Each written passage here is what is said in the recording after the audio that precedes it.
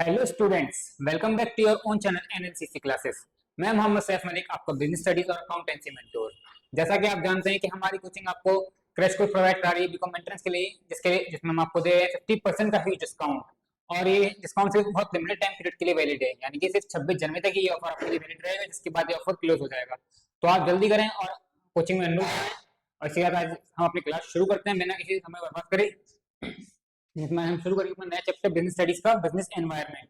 जैसा कि आप जानते हैं कि बिजनेस एनवायरनमेंट एक इंपॉर्टेंट चैप्टर है हमारे एग्जाम पॉइंट ऑफ व्यू से।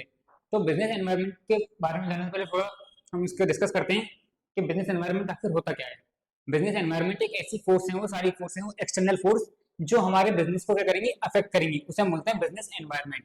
ठीक है, यानी कि एक तो मतलब बाहर सारी एक्सटर्नल फोर्स हैं जो हमारे बिजनेस को अफेक्ट करेंगी, और साथ ही साथ ऐसी फोर्स हैं जिनको हम कंट्रोल नहीं कर सकते, काबू में नहीं ला सकते, अपने हमारे हाथ के बाहर है, हमारे बस के बाहर है ऐसी फोर्सेस, उन्हें बोलते हैं बिजनेस एनवायरनमेंट। तो आपने चैप्टर देख लिया है, नए शुरू करने वाले हैं। तो हम शुरू करते हैं, इसका थोड़ा मीनिंग देखते हैं कि बुक में इसका मीनिंग क्या दे रखा है। बिजनेस एनवायरनमेंट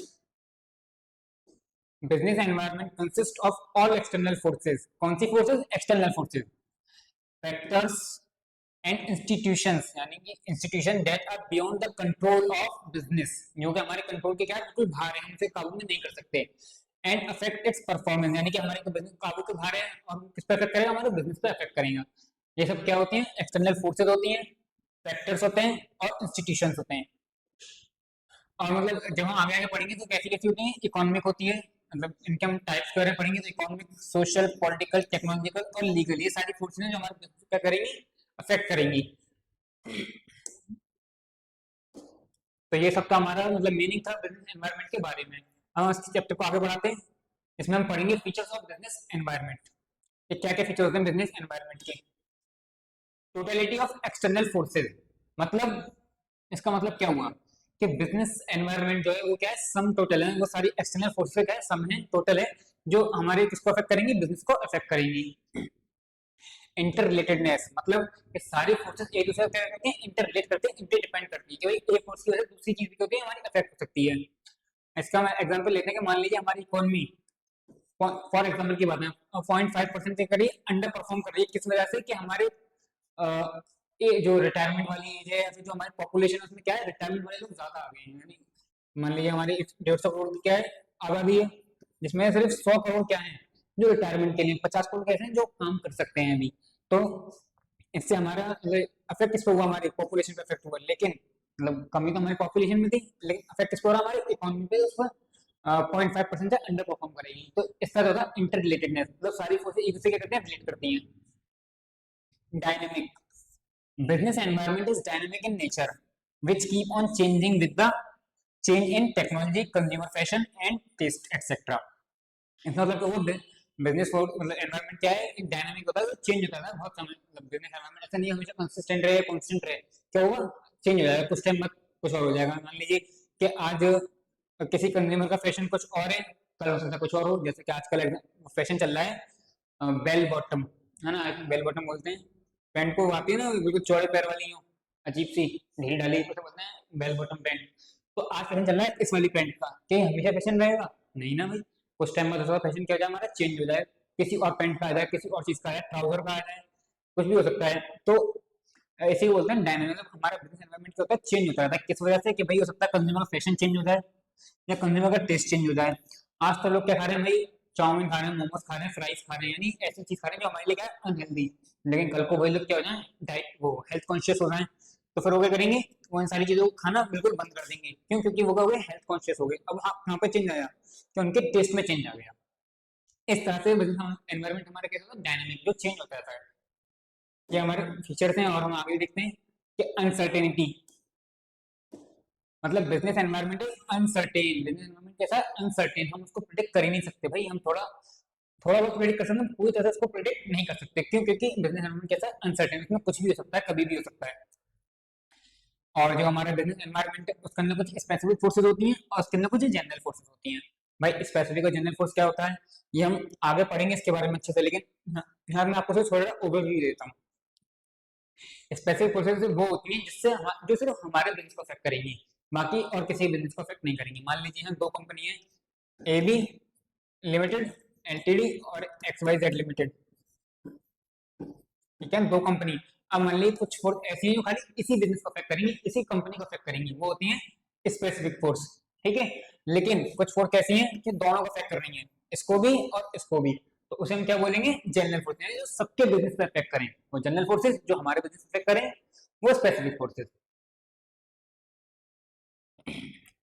कॉम्प्लेक्सिटी मतलब कि देखो भाई, बिजनेस एनवायरनमेंट इतना कॉम्प्लेक्स है कि हम उसे एक साथ तो पढ़ ही नहीं सकते, एक साथ समझना बहुत डिफिकल्ट है, मुश्किल है, इसलिए हम उसको थोड़ा टुकड़ों में पढ़े तो एक बार समझ में आ जाएगा, लेकिन एक साथ पढ़ना पॉसिबल नहीं है, थोड़ा मुश्किल है, इसलिए बोलते हैं कॉम्प्लेक्सिटी, मतलब कॉम्प्लेक्स होता है बिजनेस एनवायरनमेंट। रिलेटिविटी मतलब कि जो हमारा बिजनेस एनवायरनमेंट है वो हर कंपनी के अलग अलग रहेगा, यानी किसी कंपनी का अलग एनवायरनमेंट होगा, किसी कंपनी का अलग एनवायरनमेंट होगा, किसी कंपनी में अलग फोर्सेज अफेक्ट करेंगे, किसी कंपनी में अलग फोर्सेज अफेक्ट करेंगी, यानी वो रीजन टू कंपनी और रीजन टू रीजन क्या करता है, वरी करता है, चेंज करता है, उनके ऊपर डिपेंड करता है कि उनके कंपनी हमारी कैसी है, उसका नेचर क्या है, साइज क्या है, उसके ऊपर डिपेंड करता है हमारा ये। हम बात करते हैं इंपॉर्टेंस ऑफ बिजनेस एनवायरनमेंट की, कि भाई बिजनेस एनवायरनमेंट हमारे लिए क्यों इंपॉर्टेंट है, और साथ ही साथ अगर बिजनेस एनवायरनमेंट हमारे लिए इंपॉर्टेंट क्यों होता है, अगर हम बिजनेस एनवायरनमेंट को समझ लेंगे, इसको हम पढ़ लेंगे, तो हमें क्या मिलेंगे, बहुत सारे एडवांटेज मिलेंगे, इसलिए बिजनेस एनवायरनमेंट हमारे लिए होता है, बहुत ज्यादा जरूरी होता है। जैसे कि make business dynamic and flexible, भाई अगर हमने बिजनेस एनवायरनमेंट में क्या करता है, हमारे बिजनेस को डायनामिक और फ्लेक्सिबल बनाता है, क्यों, क्योंकि हमने अगर बिजनेस एनवायरनमेंट की स्टडी कर ली तो हम तैयार रहेंगे भाई आने वाली मुश्किलों से, चुनौती से लड़ने के लिए। कल को हमें दिख रहा है कि कुछ चीज टेस्ट लोगों का चेंज हो जाएगा, लोगों का फैशन क्या जाएगा, चेंज हो जाएगा, तो हम अपने उसके अकॉर्डिंग क्या कर लेंगे, अपने आप को चेंज कर लेंगे, तो इसलिए बिजनेस एनवायरनमेंट हमें हेल्प करता है डायनामिक बनने में, फ्लेक्सिबल बनने में, यानी चेंज के लिए, लॉन्ग टर्म ग्रोथ में ही हेल्प करता है। अगर हम से सोच रहे हैं बिजनेस हमारा चले एक दो दिन के लिए या एक दो साल के लिए, तो हमें बिजनेस एनवायरनमेंट के पढ़ने की कोई जरूरत है ही नहीं, लेकिन हम चाह रहे हैं कि हमारा बिजनेस सालों साल चले, भाई जब तक हमें तब तक तो चले चले, हमारे आने वाली 3-4 जनरेशन है, मतलब आने वाली जनरेशन उनके लिए बिजनेस हमारा जिंदा रहे, तो उसके लिए हमें क्या करने की जरूरत है, बिजनेस एनवायरनमेंट को समझना जरूरत है, जरूरी मतलब। फिर सोशल एक्सेप्टेंस होता है, इससे सोसाइटी को भी हम फायदा पहुंचा सकते हैं। एफिशिएंट यूटिलाइजेशन ऑफ रिसोर्सेज, इसे बोलते हैं ऑप्टिमम यूटिलाइजेशन ऑफ रिसोर्सेज, यानी कि हम अपने रिसोर्सेज को क्या कर पाएंगे, अच्छे से इस्तेमाल कर पाएंगे, जितने अच्छे से हम अपने रिसोर्स को इस्तेमाल करेंगे, मतलब कम इनपुट में ज्यादा से ज्यादा आउटपुट बना पाएंगे, इसे बोलते हैं optimum utilisation of resources. Business को चेंज करने में हमें हेल्प करता है, हमें दिख रहा है कि भाई बिजनेस के अंदर हमें क्या करना पड़ेगा, चेंज करना पड़ेगा, और हमारा सराउंडिंग चेंज होगी, लोगों का टेस्ट चेंज होगा, लोगों की प्रेफरेंस चेंज होगी, तो हमें करना पड़ेगा, बिजनेस में चेंज लाने पड़ेंगे, तो उसमें हेल्प करता है हमें। फिर स्ट्रेंथ को डिटेक्ट करने में भी हमारी क्या मजबूतियां हैं, हम कहाँ कहाँ मजबूत हैं, हम कहाँ कहाँ स्ट्रॉन्ग होल्ड रखते हैं अपना बिजनेस में, वो हमारी क्या है, स्ट्रेंथ ढूंढने में हमें हेल्प करता है, हमें हमारी वीकनेस ढूंढने में हेल्प करता है बिजनेस एनवायरनमेंट, और अपॉर्चुनिटी को डिटेक्ट करने में, हमें कौन कौन से अपॉर्चुनिटी मिल सकती है फ्यूचर में, तो उसको डिटेक्ट करने में हेल्प करता है। और थ्रेट, यानी कि हमें क्या क्या खतरे हैं, मार्केट में हमें क्या खतरा है, आने वाले समय में क्या खतरा हो सकता है हमारे बिजनेस को, कि कौन सी चीज, कौन सा फैक्टर हमारे अगेंस्ट जा सकता है, तो उसको ढूंढने में, उसको डिटेक्ट करने में करता है, हेल्प करता है। ये हमने अभी ओवरव्यू देखा इसके बारे में आइए पढ़ते हैं अच्छे से हम डीप में। एनेबल बेटर डिसीजन मेकिंग मतलब कि जब, जाहिर सी बात है भाई, जब हमने बिजनेस एनवायरनमेंट को अच्छे से पढ़ लिया, हमें मालूम है कि हमारे लिए क्या फायदा है, क्या नुकसान है, ठीक है, क्या हमारा खतरा है और क्या हमारी मजबूती है, क्या हमारी कमजोरी है, हमने तो पढ़ लिया, तो हम क्या करेंगे, डिसीजन एक अच्छे से बना पाएंगे, कि अपनी सारी ताकत को, कमजोरी को देखकर, अपने अपॉर्चुनिटी, अपने नुकसान को, अपने खतरों को देखकर, उसके अकॉर्डिंग हम क्या करेंगे, अच्छे से डिसीजन ले पाएंगे, यानी कि एनेबल बेटर डिसीजन मेकिंग, हमारी डिसीजन मेकिंग कैसी होगी, अच्छी होगी। हेल्प इन आइडेंटिफाइंग अपॉर्चुनिटी, मतलब हमने पढ़ा तभी कि हमें अपॉर्चुनिटी ढूंढने में हेल्प करता है। असिस्टिंग इन आइडेंटिफाइंग थ्रेट मतलब कि हम, हमारे बिजनेस क्या खतरा है, किस चीज से खतरा हो सकता है, उनको असिस्ट करने में हमें हेल्प करता है ये। सपोर्ट अडेप्टेबिलिटी मतलब कि जो अडेप्टेबिलिटी है चेंज के अकॉर्डिंग, मतलब हम चेंज को क्या कर पाएंगे, अडेप्ट कर पाएंगे, अडॉप्ट कर पाएंगे, इस तरह हम उसमें, तो उसका सपोर्ट करता है। परफॉर्मेंस को हमारी इंप्रूव करता है ये, फिर ऐसे हमने अब हमने बिजनेस एनवायरनमेंट हमने समझ लिया, हम मालूम क्या हमें फायदा मिल सकता है, इसे एक बोलते हैं फर्स्ट मूवर एडवांटेज लेने में हेल्प कर सकता है बिजनेस एनवायरनमेंट, ठीक है। इसका हम एग्जांपल लेते हैं टाटा मोटर्स का। ये टाटा मोटर्स ने क्या किया, बहुत सारी कंपनी ऐसी है जो सिर्फ डीजल, पेट्रोल और सीएनजी की गाड़ी बना रही है, मारुति सुजुकी, महिंद्रा, टाटा मोटर क्या कर रही है, R&D कर रही है, यानी रिसर्च एंड डेवलपमेंट पे कर रही है, और उस पर पैसा अच्छा सा खर्च भी करा है लोगों ने, कि अब ये इनका जो मतलब आने, क्योंकि इन्हें दिख रहा है कि भाई आने वाला फ्यूचर किसका है, ईवीज, यानी कि सॉरी ईवीएस नहीं है, ये तो गलत हो जाएगा भाई, दोबारा लिखते हैं इसको। हम्म। ईवीज मतलब इलेक्ट्रिक व्हीकल का फ्यूचर आने वाला, तो टाटा मोटर ने उस बात को समझ लिया भाई कि गवर्नमेंट तो सपोर्ट कर रही है इसको। ईवी को कैसे सपोर्ट कर रही है गवर्नमेंट? जब हम ईवी खरीदने जाते हैं तो हमें रजिस्ट्रेशन पे कुछ फायदा मिलता है, मतलब छूट मिलती है। इवन अगर हम ईएमआई पे गाड़ी खरीदते हैं, जो हमें उसका इंटरेस्ट दे रहे हैं, उससे हम टैक्स का फायदा कर सकते हैं, हमें कम टैक्स देना पड़ेगा उस इंटरेस्ट की वजह से। जब आप हायर क्लास में जाएंगे तो उसके बारे में आप पढ़ेंगे। ठीक है, तो ज़्यादा मैं डीप में जाऊंगा तो बहुत ज़्यादा वो हो जाएगा आपके लिए मुश्किल। तो वही ईवी से हमें ऐसे ऐसे फायदे मिलने से गवर्नमेंट सपोर्ट कर रही है, तो टाटा मोटर ने क्या करा, इसको समझ लिया और ईवी पे क्या कर रहे हैं, खर्चा कर रहे हैं ये लोग। क्योंकि आने वाले 10 साल 20 साल बाद लोग क्या चलाएंगे, यहाँ से ईवी चलाएंगे, ईवी के सेक्शन लग जाएंगे जब तक। तो इससे टाटा मोटर्स को क्या मिलेगा? फर्स्ट मूवर एडवांटेज मिलेगा, जो अभी तक किसी ने नहीं लिया है। जब तक और लोगों को होश आएगा, लोग उठेंगे भाई हाँ अब हमें ईवी बनाने की जरूरत है, तब तक टाटा मोटर्स की ईवी बहुत सारी बच चुकी होंगी। ठीक है, ऐसा बोलते हैं फर्स्ट मूवर एडवांटेज। इससे क्या होगा, इनका परफॉर्मेंस इंप्रूव होगा। इनकी कंपनी आज लॉस सारी कल को प्रॉफिट कमाए, या फिर आज कम प्रॉफिट हो कल को ज्यादा प्रॉफिट कमा ले, तो इसको ये सारा फायदा मिल जाएगा, इनका परफॉर्मेंस इंप्रूव होगा। टाइप्स ऑफ बिजनेस एनवायरनमेंट, हम बात करते हैं बिजनेस एनवायरनमेंट कितनी तरह के होते हैं। आप देख ही सकते हैं, इसमें चार्ट मैंने दे रखा है आपको कि भाई बिजनेस एनवायरनमेंट दो तरह के हैं, एक इंटरनल और एक एक्सटर्नल। मतलब बिजनेस एनवायरनमेंट को हम ऐसा समझते हैं जो हमारे बिजनेस को अफेक्ट करेंगे। एक होती है हमारी इंटरनल फोर्सेस और दूसरी होती है एक्सटर्नल फोर्सेस। अभी हम पढ़ रहे थे पीछे ये strength, weakness, opportunity and threat, ये हमने पढ़ा था ना। इसे शॉर्ट फॉर्म में क्या लिखेंगे हम? एस डब्ल्यू, सॉरी, हाँ, एस डब्ल्यू ओ टी। इसका मतलब क्या हुआ? स्वेट, स्वॉट एनालिसिस इसे बोलते हैं। स्वेट एनालिसिस मतलब बिजनेस एनवायरनमेंट में स्वेट एनालिसिस करने में हेल्प करता है, यानी कि हमें स्ट्रेंथ ढूंढने में हेल्प करता है, वीकनेस ढूंढने में हेल्प करता है, अपॉर्चुनिटी और थ्रेट ये सब हम मार्क करने में हेल्प करता है। तो किससे मिलता है? हमें बिजनेस एनवायरनमेंट से मिलता है। हमने स्वेट एनालिसिस के बारे में पढ़ा भी यहाँ पर। तो भाई उसका यहाँ पे क्या काम है? जो इंटरनल फोर्सेज होती हैं वो हमें हेल्प करती है एस और डब्ल्यू को ढूंढने में, यानी कि स्ट्रेंथ और वीकनेस मालूम करने में। और जो एक्सटर्नल फोर्सेज हैं हमें हेल्प करती है ओ और टी ढूंढने में, यानी कि हमें क्या अपॉर्चुनिटी मिल सकती है, हमें क्या क्या खतरा है। अब भाई इंटरनल एक्सटर्नल फोर्सेस क्या क्या होती हैं? इंटरनल फोर्सेस वो होती हैं जिससे सिर्फ हमारे बिजनेस पे इफेक्ट करें। ठीक है, कौन सी हैं? जो हमारे बिजनेस को करेंगी, अफेक्ट करेंगी। और एक्सटर्नल फोर्स कौन सी होती हैं? जो सबके बिजनेस को क्या करेंगी, अफेक्ट करेंगी। समझ में आया? यानी कि इंटरनल फोर्सेस वो हैं जो हमारे बिजनेस को अफेक्ट करेंगी, और एक्सटर्नल वो सबके बिजनेस को अफेक्ट करेंगी। तो इसमें भी दो तरह की आ जाती है, एक होता है माइक्रो और दूसरा होता है macro. Micro and macro. Micro का यहाँ पे दूसरा नाम है जो हमें याद रखना पड़ेगा एग्जाम के लिए, क्योंकि हो सकता है एग्जाम में क्वेश्चन पूछ लेगा माइक्रो को और क्या बोलते हैं। माइक्रो को बोलते हैं स्पेसिफिक, जो हमने अभी फीचर्स में पढ़ा था, स्पेसिफिक फोर्सेस। और मैक्रो को बोलते हैं जनरल फोर्सेस। ठीक है, यानी स्पेसिफिक फोर्सेस अगेन कौन सी है? जो सिर्फ हमारे बिजनेस को अफेक्ट करेंगी, और जनरल जो सबके वो सब पर अफेक्ट करेंगी। यानी कि इंटरनल भी सिर्फ हमारे पे अफेक्ट करेंगी, और जो माइक्रो वाली होती है यानी स्पेसिफिक वो भी सिर्फ हमारे बिजनेस पे अफेक्ट करेंगी। हम इसको अच्छे से और पढ़ेंगे आगे चलकर, ये तो सिर्फ ओवरव्यू के लिए था चार्ट। हम देखते हैं कि भाई इंटरनल फोर्सेज यानी इंटरनल एनवायरनमेंट के अंदर क्या क्या चीजें आती हैं, यानी वो इंटरनल एनवायरनमेंट क्या क्या है हमारा। These are factor within the business, यानी कि हमारे खुद के बिजनेस के अंदर पाए जाते हैं, इसलिए अफेक्ट भी कैसे करेंगे? सिर्फ हमारे ही बिजनेस को अफेक्ट करेंगे। इसको हम बोलते हैं शॉर्ट फॉर्म में 5M। क्या बोलते हैं इसको? 5M, यानी कि मैनेजमेंट, मनी, मटेरियल, मशीनरी और मैन पावर। ठीक है, ये सब क्या है? हमारी इंटरनल फैक्टर्स हैं, इंटरनल एनवायरनमेंट है जो हमारे बिजनेस को अफेक्ट करेगा। अब भाई मैनेजमेंट को हम देखते हैं, हमने कहा था ना कि इंटरनल एनवायरनमेंट क्या फाइंड करने में हेल्प करता है, हमें हेल्प करता है टू फाइंड एस और डब्ल्यू। एस मतलब स्ट्रेंथ और डब्ल्यू मतलब वीकनेस। स्वॉट एनालिसिस की यहाँ पे बात हो रही है, तो स्ट्रेंथ और वीकनेस हमें हेल्प करता है। अगर हमारी मैनेजमेंट कैसी है, बहुत अच्छी है, बहुत किफायती है, तो ये हमारे लिए क्या है? स्ट्रेंथ है हमारी, यानी हमारी मजबूती है।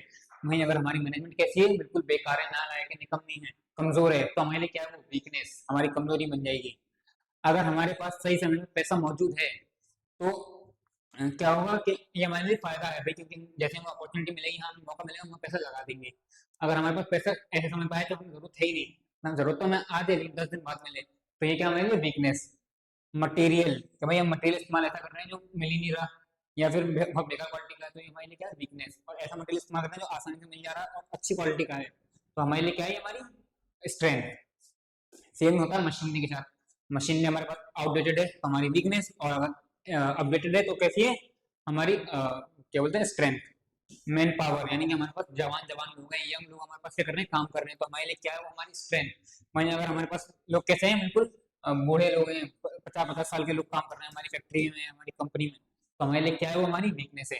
ठीक है, तो ये सारे फोर्स सिर्फ किसको अफेक्ट करेंगे, हमारे बिजनेस को अफेक्ट करेंगे, किसी और के बिजनेस को अफेक्ट नहीं करेंगे। भाई हमारा मैनेजमेंट है तो किसी और का बिजनेस कैसे अफेक्ट कर सकता है, भाई हमें तो नुकसान होगा ना, अच्छा हुआ तो हमें फायदा मिलेगा, बेकार हुआ तो हमें नुकसान मिलेगा। हम चीज मतलब ये पांच इफेक्ट किसको अफेक्ट करेंगे, हमारे बिजनेस को अफेक्ट करेंगे, इसलिए मतलब ये कौन से इंटरनल एनवायरमेंट यानी इंटरनल फैक्टर्स है, इंटरनल फोर्सेज हैं ये। हम आते हैं हमारे एक्सटर्नल फोर्सेज यानी एक्सटर्नल एनवायरमेंट के ऊपर। एक्सटर्नल हमने देखे तो दो चीज से मिलकर बना हुआ है, एक है माइक्रो और दूसरा मैक्रो। इन दोनों को अगर हम मिला लें, प्लस कर लें, तो क्या बनेगा हमारा एक्सटर्नल एनवायरनमेंट। ठीक है, अगेन माइक्रो को क्या नाम दिया गया है, क्या नाम से जानते हैं इसको, स्पेसिफिक फोर्स। सेम मैक्रो को और किस नाम से जानते हैं हम,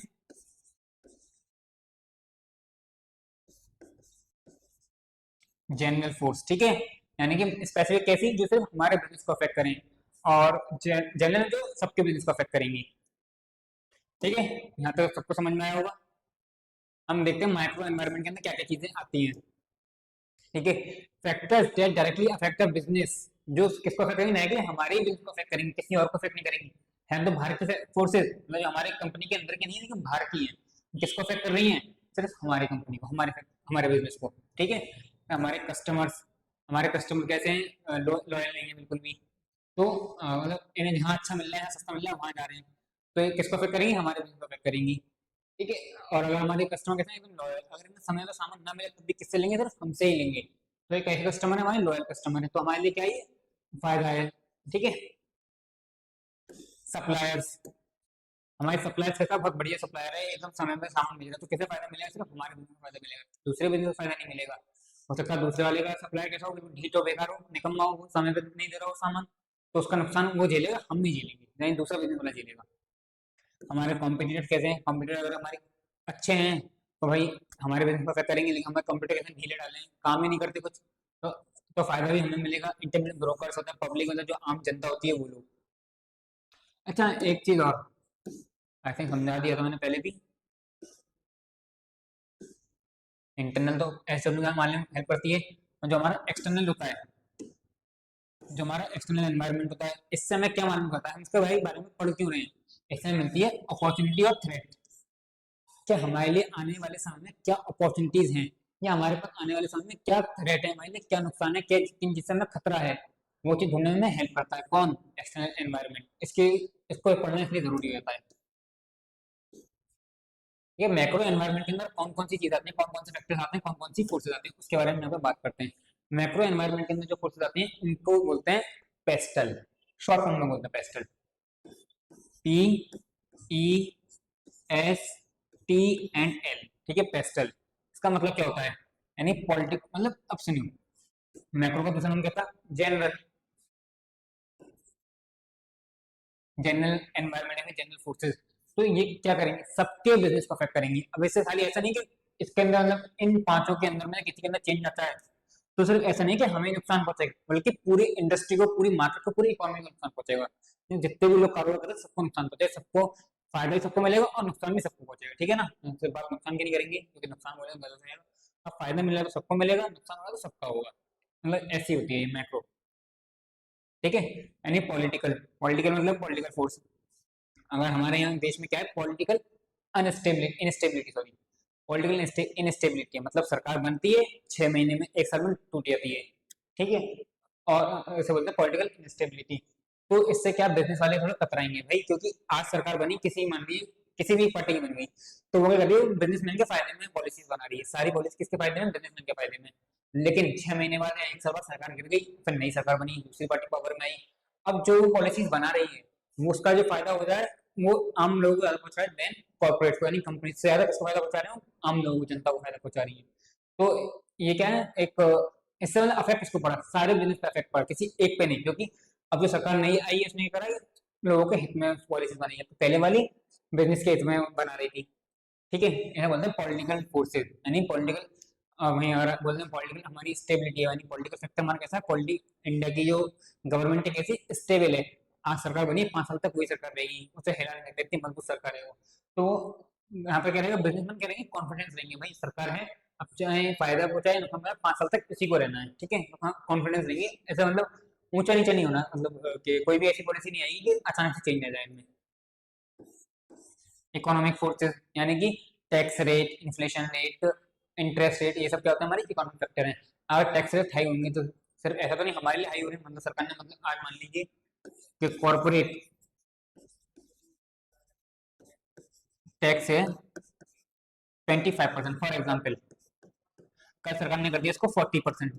ठीक है, बजट भी आने वाला है एक दिन उसको फैब को, सरकार ने अपने वेट में डाल दिया कि 40% कॉर्पोरेट टैक्स, मतलब कॉर्पोरेट टैक्स होता है जो कंपनीज देती हैं। देखो भाई आपने पढ़ा भी होगा, कॉर्पोरेट क्या होता है, एक इंडिविजुअल, मतलब वो एक इंसान होता है, वो आर्टिफिशियल पर्सन होता है, तो उस पर लगने वाले टैक्स हम क्या बोलते हैं, कॉर्पोरेट टैक्स बोलते हैं।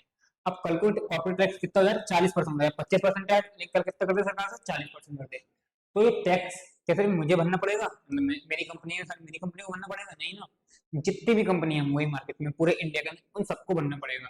ठीक है, तो ये होता है हमारा इकोनॉमिक फैक्टर, इकोनॉमिक फोर्स, यानी किसने किसको अफेक्ट किया, इसने सबको अफेक्ट किया। कौन सी फोर्स है ये, मैक्रो यानी कि जनरल फोर्स। सोशल मतलब लोग, हमारी डेमोग्राफी कैसी है, हमारी पॉपुलेशन कैसी है, हमारे लिटरेसी रेट कैसी है, मेल कितने हैं फीमेल कितने हैं, इस सबके ऊपर क्या होगा, डिपेंड करेगी हमारे बिजनेस के ऊपर। अब कल को मान लीजिए आज इंडिया में क्या है कि मेल पॉपुलेशन थोड़ी ज्यादा है देन फीमेल पॉपुलेशन, कल को उसका उल्टा हो जाएगा, फीमेल पॉपुलेशन ज्यादा हो जाए, मेल पॉपुलेशन ज्यादा हो जाए, तो जो चीज मेल डिमांड कर रहे हैं उसकी चीज, मतलब उसकी डिमांड कितनी जो चीज मेल की जरूरत की है, जो मेल खरीद रहे हैं उनका कंजम्पशन क्या हो जाएगा, कम हो जाएगा, देन जो आज ज्यादा होंगे, फॉर एग्जाम्पल आज ज्यादा लग रहा है टोबैको, सिगरेट्स, ये क्या हो रही है, इनकी सेल ज्यादा हो रही है, क्योंकि मेल हमारे यहाँ पॉपुलेशन क्या ज्यादा है, कल को मेल पॉपुलेशन हमारी क्या हो जाए, कम हो जाए, तो इनके कंजम्पशन भी क्या हो जाएगा, कम हो जाएगा, इनकी सेल भी क्या होगी, कम होगी। तो क्या इससे सिर्फ किसी एक के बिजनेस पर इफेक्ट पड़ेगा, सबके बिजनेस पर इफेक्ट पड़ेगा, सबके बिजनेस पर इफेक्ट पड़ेगा, ठीक है। टेक्नोलॉजिकल, कल को क्या हो जाएगा कि मतलब सोशल होता है सोसाइटी वाला, ठीक है, टेक्नोलॉजी कल को टेक्नोलॉजी क्या है बिल्कुल चेंज हो जाए, आज की टेक्नोलॉजी क्या है हमारी बिल्कुल पुरानी हो जाए, ऑब्सोलीट हो जाए, आउटडेटेड हो जाए, तो इससे क्या होगा, जो बिजनेस में है, जो मतलब जितनी भी इंडस्ट्री है इंडिया के अंदर, सबके बिजनेस पे क्या पड़ेगा, अफेक्ट पड़ेगा यहाँ पर। लीगल, सरकार को ऐसा कानून लिया है कि आज जो काम चल रहे हैं बिल्कुल लीगल हैं, सब कुछ बढ़िया चल रहा है, आज से नहीं 100 साल से वो हम काम करते रहे, लेकिन अब तक कहते हैं वो लीगल थे, आज सरकार क्या कर दे, रातों रात में एक बिल पास कर दे कि भाई ये काम क्या है, अब से इलीगल है, तो उस सेक्टर के अंदर या उस काम को करने वाली जितनी भी कंपनीज होंगी उन सबके कारोबार को जाएंगे, ठप हो जाएंगे, बंद हो जाएंगे, ठीक है ना, तो होता है लीगल फोर्सेस। यानी कि अगर हम मोटा मोटा देखें तो हमें इसे यही सोचना है कि जनरल फोर्सेस यानी मैक्रो एनवायरनमेंट जिसे बोलते हैं, एक्सटर्नल एनवायरनमेंट का पार्ट है, तो किसको अफेक्ट करेगा, सारे कंपनीज को अफेक्ट करेगा, पूरी कंट्री को, जितनी कंपनी है पूरी कंट्री के अंदर सबको अफेक्ट करेगा, ठीक है।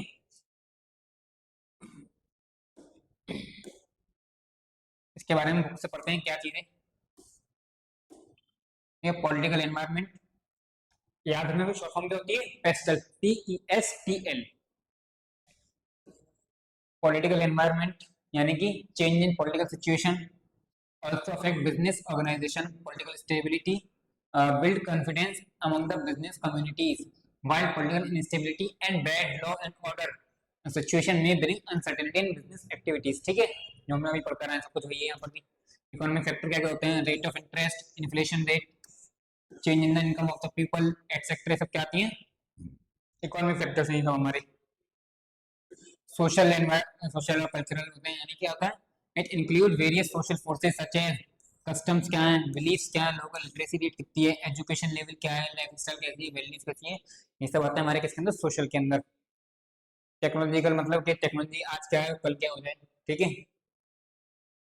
और लीगल, इसके अंदर क्या क्या आता है, कोई मतलब कोर्ट का ऑर्डर है वो भी लीगल के अंदर है, सरकार को नया कानून लिया वो भी किसके अंदर आता है, लीगल के अंदर आता है।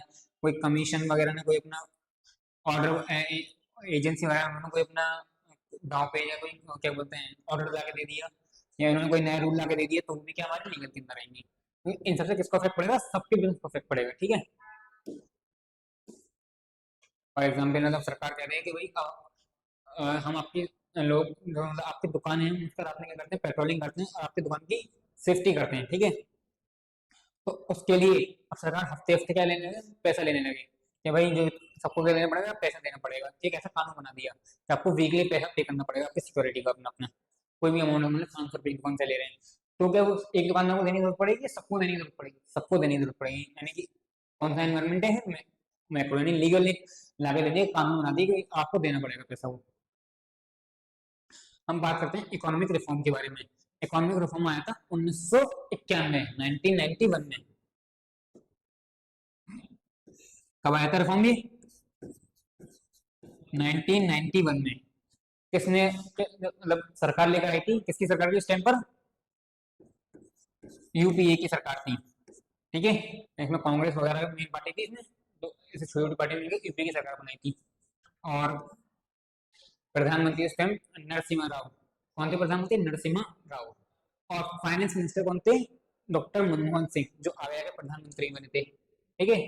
तो ये लोग थे, इन्होंने क्या करा, उस वक्त हमारे देश की हालत, जो हमारी आर्थिक स्थिति थी, जो बोलते हैं इकोनॉमिक कंडीशन, कहते हैं बहुत ज्यादा बेकार थी कि भाई हम कुछ टाइम बाद ही ऐसे बोलते हैं कि बिक जाने वाली हालत थी हमारी, बहुत थोड़ा सा पैसा बचा था हमारे पास। तो उस टाइम पर उन्होंने ऐसी पॉलिसी लाई, ऐसा रिफॉर्म लेकर आया कि भाई आज India I think fifth largest economy है वर्ल्ड की। हाँ, एक समय ऐसा था 1991 में कि हमारे हालात बहुत ज्यादा बद से बदतर हो चुके थे, लेकिन आज हम दुनिया को टक्कर दे रहे हैं। किसकी वजह से पॉसिबल था? एक इकोनॉमिक रिफॉर्म आया था उसकी वजह से। भाई इसमें ऐसा क्या कर दिया उन्होंने? उन्होंने तीन बड़े काम किए थे: लिबरलाइजेशन, प्राइवेटाइजेशन एंड ग्लोबलाइजेशन। समझ रहे हैं? मतलब लिबरलाइजेशन मतलब होता है कि पहले कानून हिंदुस्तान के अंदर कारोबार करना मुश्किल था, कि आपको लाइसेंस लेने पड़ते थे, परमिशन लेनी पड़ती थी। आप अपनी मर्जी से किसी से पैसा मतलब जो आपने सामान बनाया 10 रुपए का और आप इसे बेचे जा रहे 12 रुपए का, सरकार ने कहा नहीं, आप इसे 12 का नहीं 8 का बेचोगे तो आपको बेचना पड़ जाता भाई वो। वही पहले प्राइस कौन सेट करता था? सरकार सेट करती थी। लेकिन लिबरलाइजेशन करने के बाद कहते हैं सब काम हटा दिए भाई, कि जो आपको लाइसेंस देने की जरूरत है, अब लाइसेंस देने की जरूरत नहीं है। आज भी है लाइसेंस देने की जरूरत नहीं, सिर्फ कुछ कुछ कंपनीज को, सिर्फ 6 कंपनी ऐसी हैं यहाँ पर लोगों को लेने की जरूरत पड़ती है, लाइसेंस देने की जरूरत पड़ती है। मतलब आप वो 6 काम कर रहे हैं जो आगे आगे हम पढ़ेंगे अभी। अगर आप उनमें से कोई भी एक काम करते हैं, 6 में से कोई भी एक काम करते हैं, तो आपको लेनी पड़ेगा, लाइसेंस लेना पड़ेगा। अदरवाइज आप हिंदुस्तान के अंदर कोई भी कारोबार कर लें, आपको लाइसेंस लेने की जरूरत नहीं है। लिबरलाइजेशन के अंदर ये चीज रखी गई थी, वो 6 इंडस्ट्रीज को इसमें लाइसेंस देने की जरूरत है, क्योंकि वो कुछ ऐसी बहुत इंपॉर्टेंट इंडस्ट्री है जो लोगों की जिंदगी से मतलब बर्बाद कर सकते हैं, लोगों की जिंदगी को उसका क्या खतरा है, इसलिए लाइसेंस देने की आदमी जरूरत है यहाँ पर। इससे फिर क्या हुआ लिबरेशन करने से? कि बाहर से पैसा आने, इसे बोलते हैं एफडीआई पॉसिबल हुआ। क्या पॉसिबल हुआ? FDI, foreign direct investment, India के अंदर होने का चांस एक चीज क्या हुई, बढ़ गई इंडिया के अंदर। बाहर से पहले था कि भाई बाहर की कोई कंपनी इंडिया के, मतलब बाहर के लोग जो बाहर के इन्वेस्टर्स हैं इंडिया के अंदर पैसा नहीं लगा सकते। लेकिन लिबरलाइजेशन करने के बाद में ये क्या कर दिया सरकार ने, पॉसिबल कर दिया। प्राइवेटाइजेशन करा सरकार ने, मतलब जो सरकारी कंपनियां थी, सरकारी कंपनी को क्या बोलते हैं? पीएसयू या फिर पीएसई, पब्लिक सेक्टर अंडरटेकिंग या फिर पब्लिक सेक्टर एंटरप्राइज, ये बोलते हैं। सरकार ने क्या किया कि इनको बेचना शुरू कर दिया। सारे नहीं बेचे भाई, जो कंपनी, जो सरकारी कंपनी घाटे में थी, नुकसान दे रही थी, सरकार ने क्या करना कर दिया, बेचना शुरू कर दिया 1991 में। यहीं से एक शब्द निकल कर आया था, डिस इन्वेस्टमेंट का। इससे पहले होता था इन्वेस्ट कर रहे हैं हम पैसा, सरकार ने कहा डिस इन्वेस्टमेंट, ठीक है। जो हाल फिलहाल में सबसे आई थिंक नजदीकी, मतलब जो अभी हाल फिलहाल में हुआ है डिसइन्वेस्टमेंट, जो आखिरी सरकारी कंपनी बिकी आई थिंक वो है, यहाँ तक मुझे याद है, एयर एयर इंडिया। तो यार टाटा मोटर्स ने, टाटा सन्स ने इसको क्या कर लिया, खरीद लिया। ये ऐसे शॉर्ट फॉर्म में, मतलब एयर इंडिया का निक नेम था महाराजा, महाराजा एयरलाइन का बोला करते थे, कि बहुत लग्जरी हुआ करती है एक जमाने में, महाराजा देती है सर्विस। तो पहले सरकार के पास थी, अब तो वो सरकार ने इसे बेच दिया, क्योंकि इसमें हो रहा था बहुत ज्यादा नुकसान, सरकार का बहुत ज्यादा नुकसान भी हो रहा था। सरकार का नुकसान मतलब देश का नुकसान। सरकार ने क्या किया, बेच दिया, प्राइवेट हाथ में दे दिया। मतलब सरकारी कंपनी थी, किसको दे दी? टाटा ने एक प्राइवेट कंपनी को सिलेक्ट करके बेच दिया। ऐसा बोलते हैं प्राइवेटाइजेशन करना। ग्लोबलाइजेशन, भाई इससे क्या हुआ कि हम अब क्या कर पाएंगे, बाहर के देश के साथ कारोबार कर पाएंगे। अपने इंडिया के जो कंपनी है, बाहर के देश की कंपनी नहीं कर पाएंगे, कारोबार कर पाएंगे। इसे बोलते हैं ग्लोबलाइजेशन। इम्पोर्ट एक्सपोर्ट करना क्या हुआ, इससे आसान हो गया। लिबरलाइजेशन के बारे में थोड़ा सा पढ़ते हैं।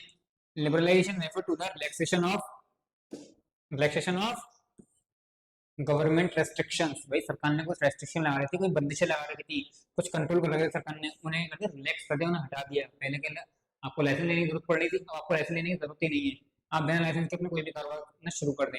ये चीज़ का हमें फायदा मिला। To promote private enterprise and economic growth, ठीक है।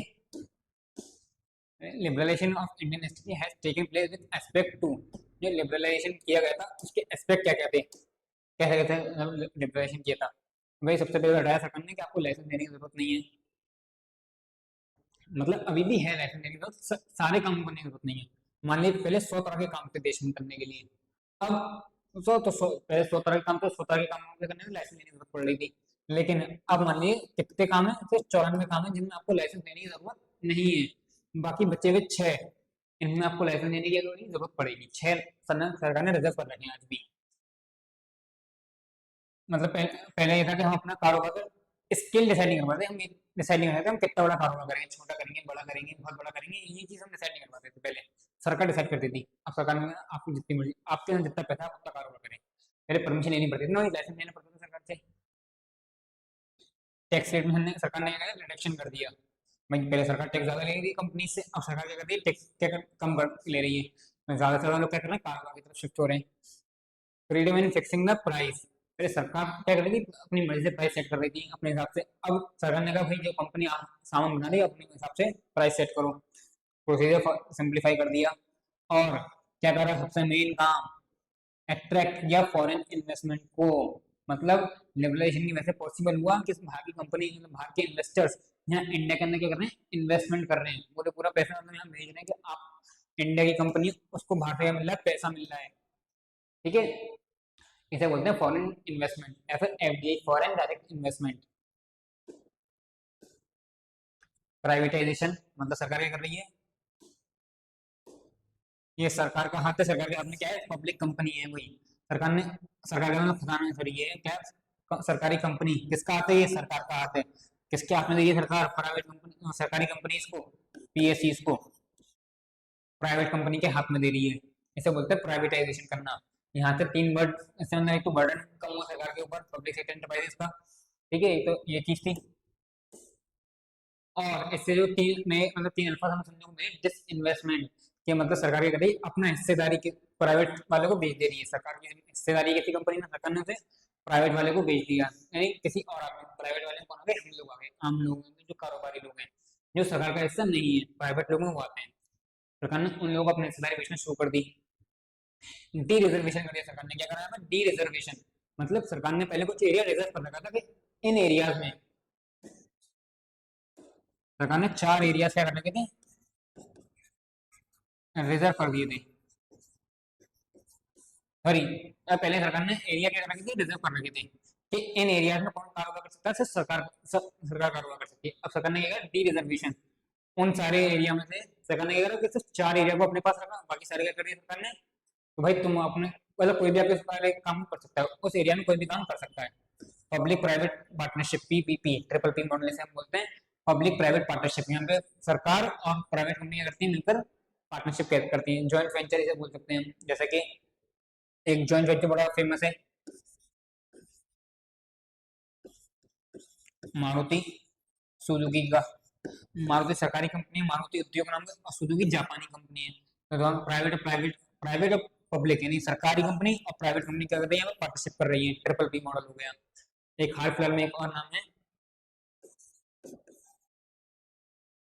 Adani gas and IUCL, Indian Oil Corporation Limited. इन दो कंपनी के बीच में क्या है, वो हुआ है, ट्रिपल पी मॉडल है। इन दोनों कंपनी मिलकर गैस प्रोवाइड कर रही है लोगों को, ठीक है। आई थिंक सबको यहाँ तक समझ में आया। Globalisation, it means integration of various economies to the world leading to the emergence of the cohesive global economy. मतलब सरकार ने रास्ते खोल दिए कि हम बाहर की कंपनी से क्या कर सकते हैं, कारोबार कर सकते हैं, दूसरे देश के लोगों से क्या कारोबार कर सकते हैं, दूसरे देश के लोग हमसे कारोबार कर सकते हैं। इस चीज सरकार ने कर दिए, रास्ते खोल दिए। इसे बोलते हैं ग्लोबलाइजेशन करना। इससे क्या हुआ कि एक्सपोर्ट हुआ है, एक्सपोर्ट इम्पोर्ट करना हुआ, मतलब आसान हो गया।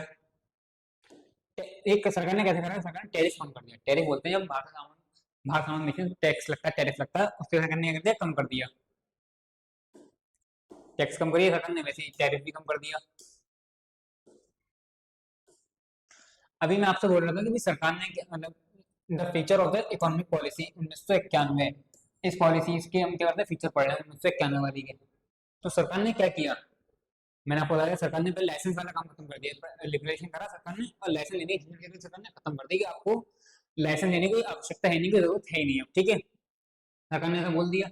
लेकिन मैंने एक चीज बोली थी कि 6 कंपनीज ऐसी हैं, हमें 6 तरह के कारोबार अगर हम करना चाहते हैं, उन 6 में तो कोई भी कारोबार कर लें हम, तो हमें क्या लेना पड़ेगा, लाइसेंस लेना पड़ेगा। उनके अलावा हमें कोई भी कारोबार करना हो, उन 6 के अलावा कोई और कारोबार करना हो, तो हमें लाइसेंस लेने की कोई जरूरत नहीं है, कोई आवश्यकता नहीं है। तो वो 6 कंपनी कौन कौन सी थी, लेकर कि भाई हम शराब का कारोबार करना चाहते हैं, शराब की कंपनी लगाना चाहते हैं, लेकिन शराब का ठेका खोलना चाहते हैं, तो हमें क्या लेनी पड़ेगी, सरकार से लाइसेंस लेना पड़ेगा, परमिशन लेनी पड़ेगी। हम टोबैको की कंपनी बनाना चाहते हैं, तो हमें सरकार से लाइसेंस लेने की जरूरत पड़ेगी। हम इलेक्ट्रॉनिक के सामान बनाना चाहते हैं, ठीक है ना, तो हमें क्या लेनी पड़ेगी, सरकार से लाइसेंस लेना पड़ेगा, परमिशन लेनी पड़ेगी। एक चीज आप देखेंगे क्या चीज कॉमन है कि ये सारी चीज क्या है जो इंसान को नुकसान पहुंचा सकते हैं, ह्यूमंस को नुकसान पहुंचा सकती है। तो मान लीजिए लेकर कोई ऐसी शराब बना, जहरीली शराब जिसे बोलते हैं, पिया मर गया कोई, टबाको कोई ऐसा उल्टा सीधा टबाको बना दे, कुछ भी खिला दे टबाको के नाम पे, आदमी मर जाए। या फिर इलेक्ट्रॉनिक आइटम, कल को मैंने अपने घर पे कोई फैक्ट्री लगा दी छोटी मोटी और बनाना शुरू कर दिया, कोई इलेक्ट्रिक रॉड बना दी मैंने गर्म पानी करने की, वो कोई लेके गया उसमें से पानी बना ली, ब्लास्ट कर गई, इसने शॉक मार दिया, ठीक है, क्योंकि इस पे जब हम सरकार से वो लेते हैं ना लाइसेंस लेते हैं, तो उस पर ISI मार्क बना हुआ आता है कि हाँ भाई ये ISI क्या है, टेस्टेड है। तो जब मैं लाइसेंस नहीं लिया तो टेस्ट कैसे कराऊंगा सरकार के जरिए, मैंने टेस्ट कराई नहीं, ऐसी बने बेच दी, आदमी मर गया उससे छूकर। तो ताकि ये नुकसान ना हो लोगों को, तो सरकार ने क्या करा, इन सारी कंपनी के ऊपर लाइसेंस के अंदर रखा कि आपको इलेक्ट्रॉनिक कोई काम करना है तो आपको सरकार से परमिशन लेनी पड़ेगी, लाइसेंस लेना पड़ेगा। एक्सप्लोसिव धमाके वाली भी ऐसी कंपनी है जो धमाका करती है, पटाखे वगैरह बनाती है, क्या लेना पड़ेगा सरकार से, लाइसेंस लेना पड़ेगा। मैं कोई केमिकल बनाता हूँ, खतरनाक केमिकल बना रहा हूँ मैं, तो मुझे सरकार से क्या लेना पड़ेगा, लाइसेंस लेना पड़ेगा, क्योंकि इससे भी ह्यूमन को क्या है, नुकसान है। डिफेंस यानी मैं एरोस्पेस वाली चीज बना रहा हूँ, मोटरशिप वगैरह बना रहा हूँ, तो मुझे सरकार से क्या लेना पड़ेगा, लाइसेंस लेना पड़ेगा। तो इन सब चीज से क्या है, ह्यूमन बीइंग को नुकसान पहुंचेगा इस सबसे। अब देखो सेकंड पॉइंट, सेकंड फीचर क्या था इस पॉलिसी का, पहला फीचर तो होता है लाइसेंस वाला, सरकार ने लाइसेंस हटा दिया और किन किन खाली 6 कंपनी के लाइसेंस का हमने कंपनी को देखा। दूसरा फीचर की हम बात करते हैं, the role of public sector was limited only to 4 industry. मैंने कहा था ना कि सरकार ने 4 वाला हमने हिस्सा पढ़ा था डिरिजर्वेशन का, कि सरकार ने बाकी सारे हिस्से किसके लिए छोड़ दिए, लोगों के लिए छोड़ दिए, आप इन काम में करें, आप इन इंडस्ट्रीज में आए आप काम करें, लेकिन 4 इंडस्ट्री सरकार ने अपने लिए रोक के रखी, यानी उन इंडस्ट्री में यानी उस कारोबार को कौन सा सरकार कर सकती है, ठीक है। कौन सी है, एटॉमिक एनर्जी, आर्म्स मतलब एटॉमिक एनर्जी, यहाँ पे एटॉमिक एनर्जी बनती है, न्यूक्लियर प्लांट जैसे बोलते हैं, एक अपना एटॉमिक का न्यूक्लियर प्लांट कहाँ पर है, नरोरा में, यूपी वाला, तो वो है जो मतलब हमने देखा है, मतलब और भी होंगे। तो एक तो वो हुआ, वो एटॉमिक एनर्जी का हुआ, आर्म्स यानी कि आर्मी वाला आर्म्स और गन वगैरह बनती है, उसके लिए सरकार ने क्या करा, अपने पास काम रखा। कम्युनिकेशन पे शायद कम्युनिकेशन, इसमें थोड़ा मैं कंफ्यूज हूँ कम्युनिकेशन वाले में, और दिक्कत आता हूँ कल मैं आपको इसको, कम्युनिकेशन वाले में सरकार ने शायद रखा है, अब तो हटा दिया है शायद कम्युनिकेशन में। और रेलवे कभी देखा है प्राइवेट रेल घूम रही हो, रेलवे ट्रैक पर नहीं है ना, सारी रेल किसकी होती है, सरकारी रेल होती है। तो रेलवे रेलवे में काम, रेलवे रेलवे की जो इंडस्ट्री सरकार ने अपने लिए क्या रखी, रिजर्व रखी है यहाँ पर। तीसरा पॉइंट क्या था, this investment was carried out in many public sector enterprises, कि भाई ये सरकार ने क्या करा, बहुत सारे पब्लिक सेक्टर एंटरप्राइजेज यानी जो पब्लिक कंपनी क्या करें नुकसान नहीं बढ़ाएगी सरकार को, जिससे नुकसान होगा सरकार को, पैसा डूब रहा था सरकार का, तो सरकार ने क्या करा, उन्होंने दिस इन्वेस्टमेंट शुरू कर दिया। Policy toward foreign capital was liberalise, मतलब पहले क्या था कि बाहर की कंपनी इंडिया के अंदर पैसा नहीं लगा सकती थी, लेकिन अब सरकार ने क्या करा, इस पॉलिसी के अंदर क्या किया, सरकार ने परमिशन ले दी कि भाई बाहर की कंपनी आए, बाहर के लोग आए, इंडिया की कंपनी के अंदर आके पैसा लगा सकते हैं। इवन कहीं कहीं सरकार ने कितनी परमिशन दी है, 100% डायरेक्ट फॉरेन इन्वेस्टमेंट सरकार ने, पूरी बाहर की कंपनी इंडिया के अंदर आके सेटअप हो सकती है। Automatic permission was granted for signing technologies agreement with foreign companies. पहले क्या था कि हमें बाहर की कंपनी से कोई टेक्नोलॉजी हम लेना चाहते हैं, कोई नई कंपनी मशीन लगाना चाहते हैं, तो उसके लिए हमें लेना पड़ता था बाहर की सरकार से, सॉरी अपनी सरकार से परमिशन लेने की जरूरत पड़ती थी, लेकिन अब ऐसा नहीं है। सरकार ने इस रिफॉर्म को क्या कर दिया, ऑटोमेटिक पावर दे दी, भाई आप अपने आप से साइन कर सकते कोई भी एग्रीमेंट। और फॉरेन इन्वेस्टमेंट प्रमोशन बोर्ड मैंने बोला था ना, एफडीआई सरकार ने क्या करा, रास्ता खोल दिया कि भाई बाहर से पैसा आगे लगा सकता है कोई भी। सरकार ने उसको संभालने के लिए एक बोर्ड भी बनाया। आई होप सबको यहाँ तक समझ में आया होगा।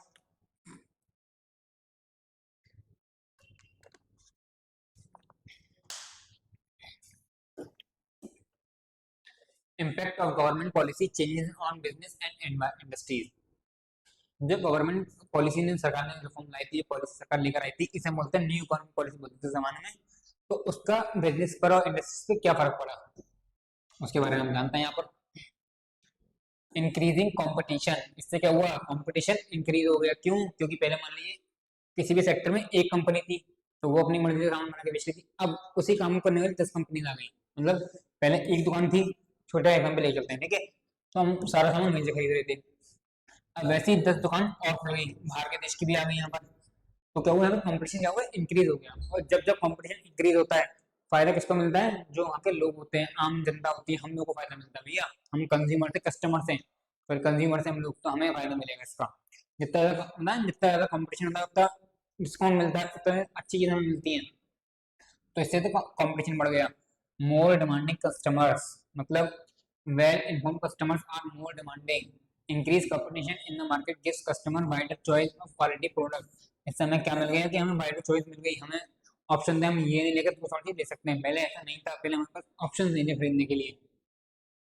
रैपिडली चेंजिंग टेक्नोलॉजीज एनवायरनमेंट, मतलब increase competition forces the firm to develop new way to survive and growing in the market.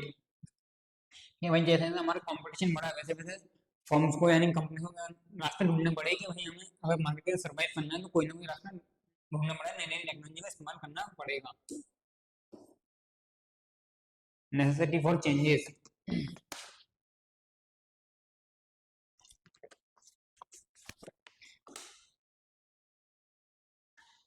necessity for changes. After 1991, the market force have become turbulent, as a result of which the enterprise have to continuously modify their operation. मतलब अब company को करना पड़ा, change की जरूरत पड़ी।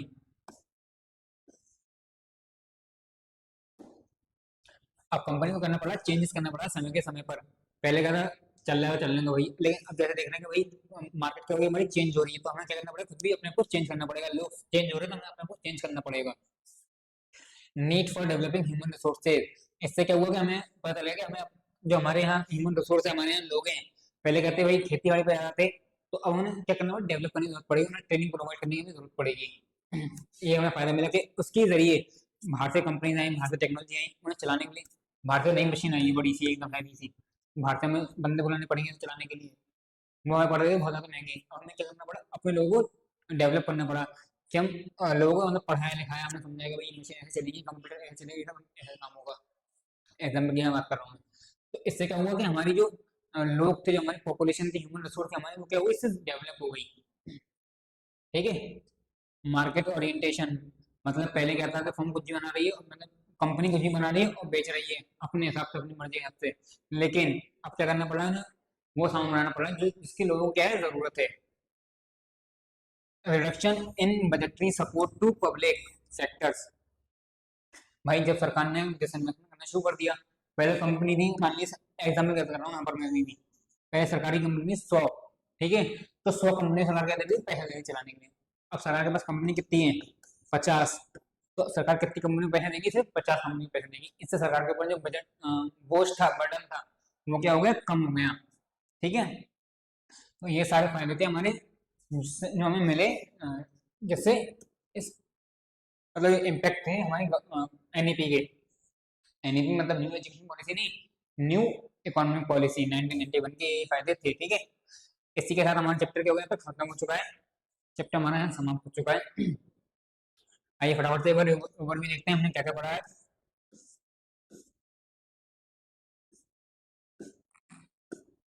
हम्म,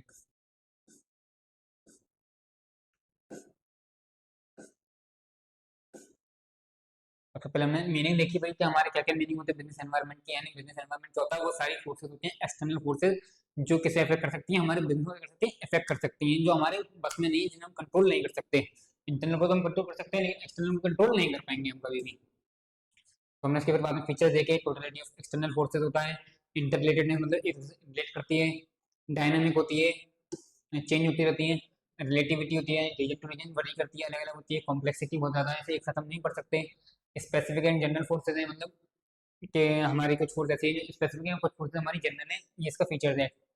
uncertainty बहुत है हमारे बिजनेस एनवायरनमेंट के अंदर। तो हमने इंपॉर्टेंस देखा था बिजनेस एनवायरनमेंट हमारे लिए क्यों इंपॉर्टेंट है भाई। एक तो सब स्वॉट एनालिसिस कर सकते हैं, बिजनेस एनवायरनमेंट की हमारे लिए स्टडी क्यों जरूरी है कि हम क्या कर सकते हैं, स्वॉट एनालिसिस से कर सकते हैं, स्ट्रेंथ वीकनेस अपॉर्चुनिटी थ्रेट मालूम कर सकते हैं अपनी, और लॉन्ग टर्म ग्रोथ में हमें हेल्प करता है। हमारी जो हमारी रिसोर्स है उससे क्या कर सकते हैं, अच्छे से इस्तेमाल कर सकते हैं, ये सब उसके फायदे थे। फिर हमने इसका देखा कि भाई हमें डिसीजन लेने में हेल्प करती है, अपॉर्चुनिटी ढूंढने में हेल्प करती है, थ्रेट ढूंढने में हेल्प करती है, अडेप्टिव जो हमारे चेंज है उसके सपोर्ट करती है, इसको हमारी परफॉर्मेंस को इम्प्रूव करती है। हमें टाइप्स ऑफ बिजनेस एनवायरनमेंट देखे थे, इंटरनल और एक्सटर्नल होते हैं। इंटरनल जो सिर्फ हमारे बिजनेस को अफेक्ट करेंगे, एक्सटर्नल सारे जो हमारे सबके बिजनेस में अफेक्ट करेंगे। माइक्रो हमने देखा, मैक्रो देखा था, माइक्रो क्या होता है, माइक्रो होती है स्पेशल फोर्सेस जो सिर्फ हमारे बिजनेस को अफेक्ट करेंगी, और दूसरी होती है जनरल जो सबके बिजनेस में करेंगी, अफेक्ट करेगी। हमने इंटरनल एक्सटर्नल को देखा था, इंटरनल के अंदर क्या क्या आती है, 5M आता है, इंटरनल फोर्स होंगी 5M है। एक्सटर्नल में देखा था माइक्रो, मैक्रो के बारे में, तो माइक्रो होती हैं जो बाहर की चीजें, लेकिन किसको अफेक्ट करेंगे, हमारे बिजनेस को अफेक्ट करेंगी। और मैक्रो कौन कौन सी होती हैं, जनरल होते हैं जो जिसमें हमने पढ़ा पेस्टल जो सबके बिजनेस को करेंगी, अफेक्ट करेंगी। इसके बारे में हमने अच्छे से पढ़ा था डीपली। हमने इकोनॉमिक पॉलिसी के बारे में पढ़ा था, भाई लिबरलाइजेशन, प्राइवेटाइजेशन, ग्लोबलाइजेशन सरकार ने 3 काम किए थे ताकि हमारी इकोनॉमी क्या हो जाए, रिफॉर्म हो जाए, अच्छी मतलब अच्छी से चलने लगे। इसके बारे में हमने फिर देखा, लिबरलाइजेशन के बारे में, प्राइवेटाइजेशन के बारे में और ग्लोबलाइजेशन के बारे में। तो हमने इसके कुछ फीचर्स देखे, हमने इम्पैक्ट देखे कि भाई सरकार ने पॉलिसी लाई थी, रिफॉर्म लाई थी, इसके इम्पैक्ट क्या बने थे, हमने ये सब देखा। और हमारा चैप्टर नंबर क्या हो गया था, खत्म हो गया था। और ये इंपॉर्टेंट हमारे एग्जाम के लिए बहुत ज़्यादा इंपॉर्टेंट है, हम इसको अच्छे से करके जाएंगे तो एक या दो क्वेश्चन आते ही आते हैं हमेशा। तो ये चैप्टर इतना इंपॉर्टेंट है हमारे लिए। तो इसके बाद आज की हमारी क्लास ओवर होती है।